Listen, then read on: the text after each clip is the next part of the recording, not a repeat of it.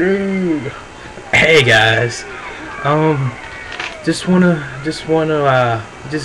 Smackdown tonight. Smackdown was pretty good. I liked it. I know a lot of people. I've seen some videos so far that they've enjoyed it, and I thought it was great. I thought it was a good show. I thought, first of all, it didn't feel like a Smackdown, and I'm proud to actually say that because, to be honest with you, it was kind of like a pay-per-view because it was cool. It was good.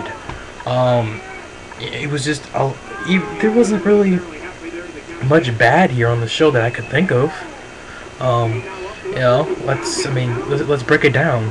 First match, Edge versus Kane for the Welterweight Championship in a last man standing match. It was a good match. These guys went back and forth. It was a good match. I think this match possibly, stole the show. This and another match I'll lead to later on. But this was good. This was physical. This was brutal. This was a brawl, and this was really, really good by both these competitors. So I think both Edge and Kane did a really good job, on SmackDown. So I was going to say tonight, but, even though it was taped on Tuesday, so... But still, it was a good match, and I enjoyed it. Which, basically ends the long Kane versus Edge feud. And, actually, believe it or not, I actually like this Kane and Edge feud better than the Undertaker and Kane feud. And, that's kind of odd to say. I had more expectations for Kane and the Undertaker than Kane and Edge, but, oh well. So, that started off. Then we had an Intercontinental Championship match between Dolph Ziggler versus Kofi Kingston.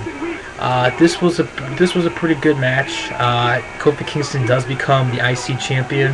At the end of the match, Dolph Ziggler does beat on Kofi Kingston. Vicky Guerrero says, "Let the match restart." The match restarts. Kingston defends it, hits the Trouble in Paradise, and retains his new Intercontinental Championship. So, yeah, Kofi Kingston's back Intercontinental Champion.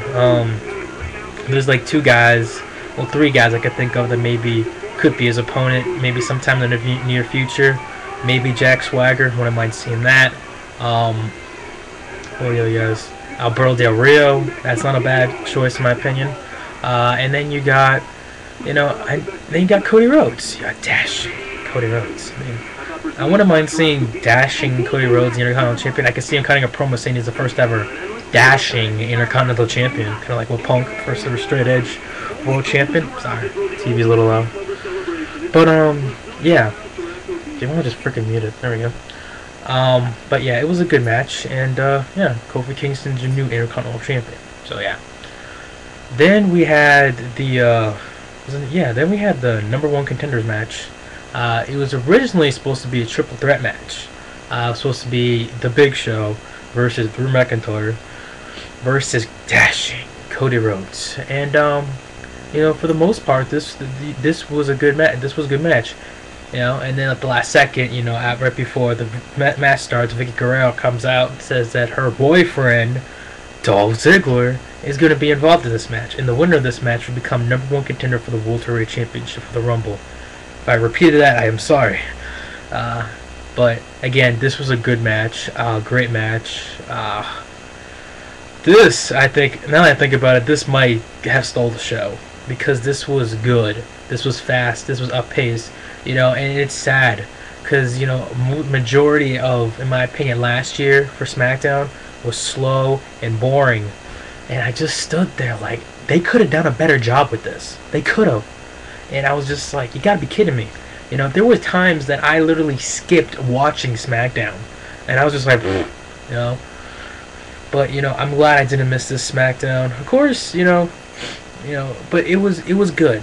It was a great match. It was physical. I'll give all these guys credit, and minus the Big Show, WWE showed they're good young talents. You show the talent of Drew McIntyre. You show the talent of dashing Cody Rhodes, and you show the talent of Dolph Ziggler. So yeah, Dolph Ziggler hits the zigzag on Cody Rhodes and picks up the victory, and he's now the number one contender for the Welterweight Championship. So yeah, at the Rumble, we're gonna see Dolph Ziggler versus Edge. Do I think Dolph Ziggler is ready to become Welterweight Champion? No. not yet. But I think he does have potential of being a future World Heavyweight Champion, though. Not right now, not this very second, no. I think a lot of us can easily predict that Edge is going to win at the Rumble, but especially since Edge just won it. But yeah, I think it's going to be a good match. I don't see why it should be bad, but yeah, should be good. And I can see Edge cutting a promo saying that, oh yeah, congratulations, you have like my ex-wife, you know, something around that edge. No pun intended. But yeah. And then we had the Divas match, Michelle McCool versus Kelly Kelly. Michelle wins. You know. Another segment with Drew McIntyre and Kelly Kelly. As oddly enough, I actually like that couple. Don't ask why. I mean, I heard that before Tiffany got fired, it was like her idea of having, you know, Tiffany and Drew. So what they do, they release Tiffany and put Drew and Kelly together. Okay, I'm sure Justin Gabriel's having a field day on that one. But anyway, so then we had the 2 out of 3 falls match. Yeah, 2 out of 3 falls. Rey Mysterio versus Alberto Del Rio. Chihuahua. This is good, and this was a good match, and more I'm thinking in the back of my mind that I think Alberto Del Rio has to be somewhat of a favorite to win the Royal Rumble match at the Royal Rumble. And, you know, the reason why is because, first of all, this guy's being pushed to the roof. And, you know, this guy's main eventing, you know, Smackdown and stuff. And, I mean, the guy was on Raw. He wasn't even supposed to be on Raw. You know, he had, you know, somewhat of a boring match against R-Truth, but it wasn't his fault. R-Truth was so freaking slow. I was literally in my seat like this. I just stood there like, really. But anyhow, this was a good match by both these competitors, Rey Mysterio and Alberto Del Rio. Give both these guys credit. Hopefully this feud is freaking over. I mean, I know at first this feud was good, and yeah, I still think it was a good feud, but it's gone way too long. End it, please. So yeah, hopefully it's over.